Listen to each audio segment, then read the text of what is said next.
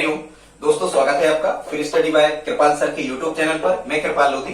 दोस्तों आज हम आपको लेकर के आए हैं लाभ और हानि का ये हमारा पार्ट 9 रहेगा। इसके पहले 8 पार्ट हम अपलोड कर चुके हैं, आप हमारी प्लेलिस्ट में जाकर के देख सकते हैं। दोस्तों हमने आज जो टाइप 16 लिया है, इसमें आप देख पा रहे होंगे किस टाइप के क्वेश्चन हमने लिए हैं।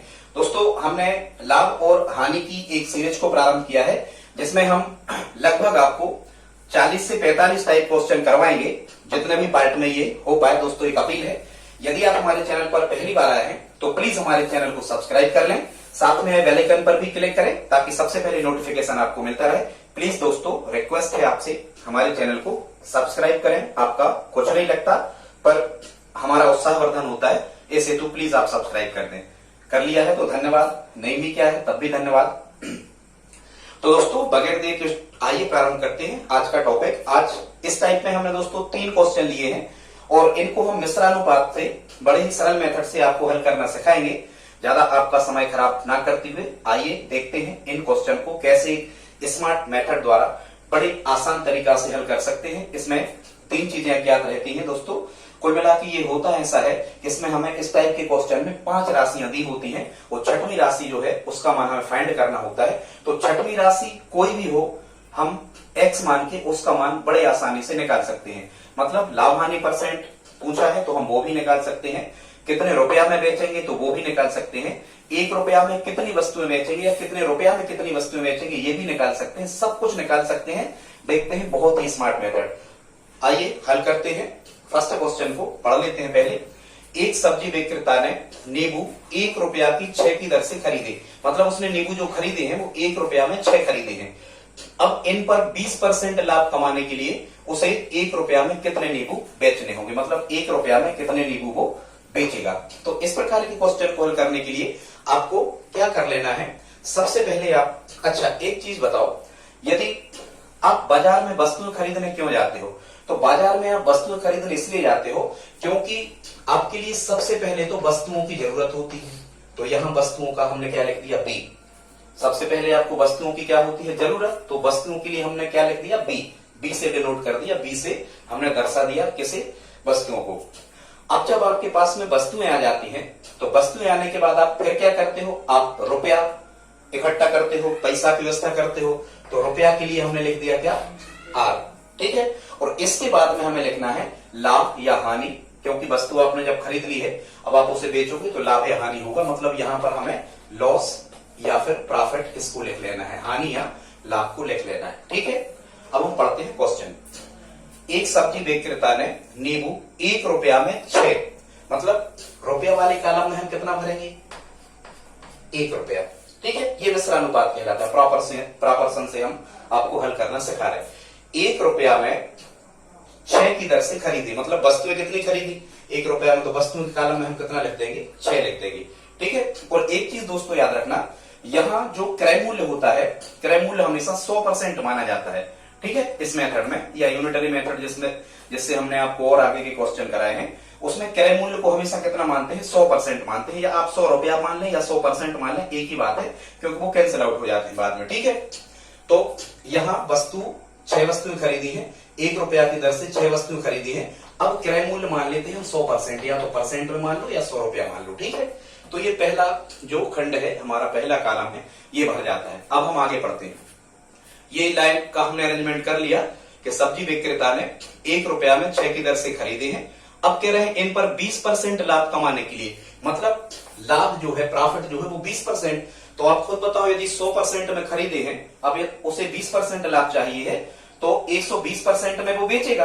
कितने बेचेगा, 120 में, क्योंकि 100% वो अपना क्रय मूल्य निकालेगा और 20% प्रॉफिट मतलब उसे लाभ चाहिए। माने कितने बेचेगा, 120% में। तो यहां हमने लिख दिया क्या, 120%। ठीक है। आई होप आप समझ रहे होंगे। यदि यहां हानि हो रही होती तो आप 100 में से घटा के लिखा करें, यदि लाभ हो रहा है तो 100 में से आप क्या करोगे, जोड़ के लिखोगे। ठीक है। क्या कह रहे हैं, 20% लाभ कमाने हेतु उसे 1 रुपया में, मतलब एक वैल्यू हमें दे दी कि 1 रुपया में कितनी वस्तुएं बेचेगा, या 1 रुपया में कितने नींबू बेचने होंगे। मतलब नींबू मतलब वस्तु है, तो हमें वस्तुएं यदि फाइंड करना है तो वस्तुओं वाले कॉलम में x मान लेना। ठीक है।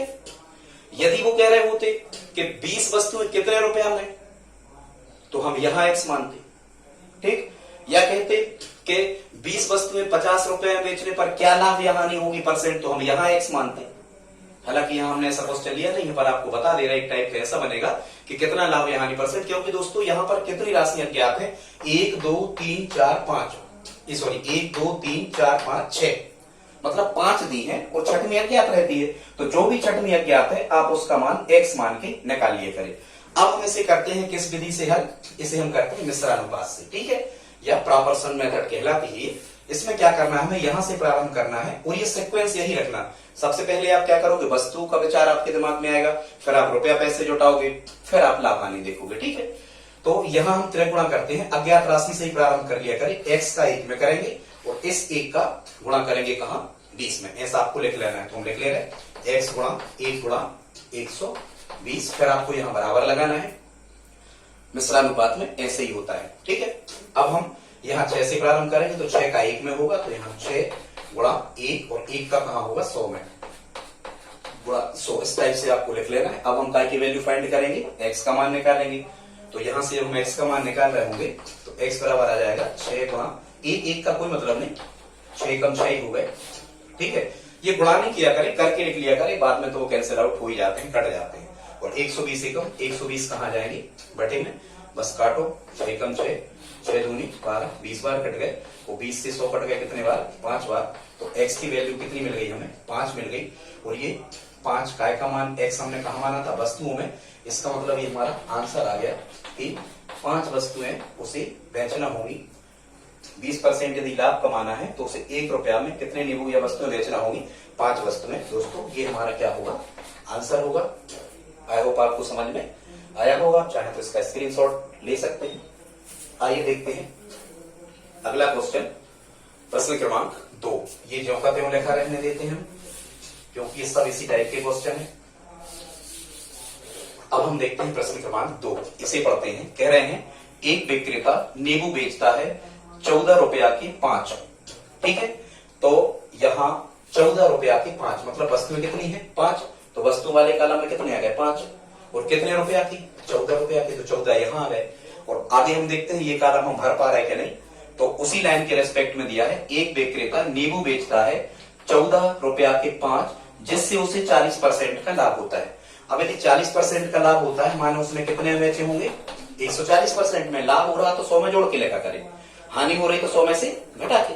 100 रुपया का 40% का लाभ होता है, माने कितने बेचे उसने, 140 में बेचे, ठीक है।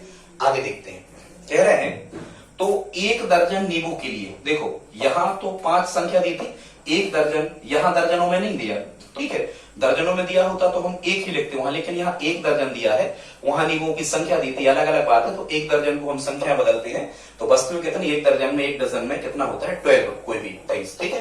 तो 1 दर्जन मतलब कितनी वस्तुएं, 12, तो वस्तु के कॉलम में कितना लिखते हैं 12। कह रहे हैं 12 नींबू के लिए उसे कितनी राशि अदा करना होगी, ठीक है। 1 दर्जन नींबू के लिए उसे कितनी राशि अदा करना होगी, ठीक, मतलब 12 नींबू के लिए उसे कितनी राशि अदा करना होगी, x रुपया उसे देना होगा। और क्रय मूल्य को हम कितना मानते हैं हमेशा 100%, तो यहाँ क्रय मूल्य की जगह कितना आ जाएगा 100%, ठीक है। एक कॉलम में यहाँ कहीं ना कहीं 100 आता है।